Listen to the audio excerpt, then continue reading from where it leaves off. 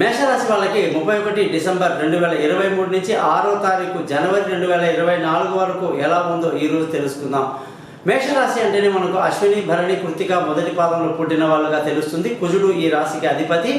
అలాగే ఈ రాశికి అధిపతి అయిన కుజుడు 9వ స్థానంలో అంటే 9వ ఇంట్లో సంచరించడం అనేది ఇప్పుడు జరుగుతున్న మంచి పరిణామం. చాలా మంచిది. గొప్ప అదృష్టవంతులు అవుతారు. అనుకున్న పనులు అనుకున్నట్టుగా నెరవేరుతాయి. అలాగే గతంలో మీరు ఏదైతే వదిలిపెట్టారో ఆ పనులను కూడా మళ్ళీ మీరు మొదలు పెట్టవచ్చు. సక్సెస్ మీదే. అలాగే ధనస్థానం విషయంలో కాస్త ఇబ్బందికరమైన పరిస్థితిని ఎదుర్కొంటారు. పిల్లల చదువు మీద శ్రద్ధ వహించాల్సి ఉంటుంది. ముఖ్యంగా ఆరోగ్యపరమైన విషయాల్లో చాలా జాగ్రత్తగా ఉండాలి. శత్రువుల మీద మాత్రం కన్నేసి ఉంచడం మంచిది. అన్నదమ్ముల మధ్య, బంధువుల మధ్య చిన్న చిన్న గొడవలకి అవకాశం ఉంది కాబట్టి తక్కువ మాట్లాడితే మంచిది. ముఖ్యంగా విలువైన వస్తువులు, భూములు, వాహనాలు కొనడానికి బాగుంది. అలాగే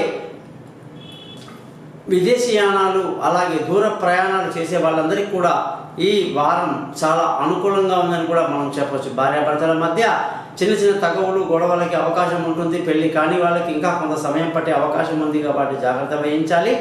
అదృష్టంగానే చూసుకుంటే ఉద్యోగస్తులందరికీ కూడా చాలా మంచి రోజులు. ప్రమోషన్లు, ఇంక్రిమెంట్లు, పై అధికారుల ప్రశంసలు అవన్నీ బాగున్నాయి. వ్యాపారం చేసే వాళ్ళకి మంచి లాభాలతో ఈ వారమంతా కూడా చాలా బాగా మనం దూసుకువెళ్తారు. ఖర్చులు మాత్రం మీకు బాగా అధికంగా ఉండే అవకాశాలు లేకపోలేదు.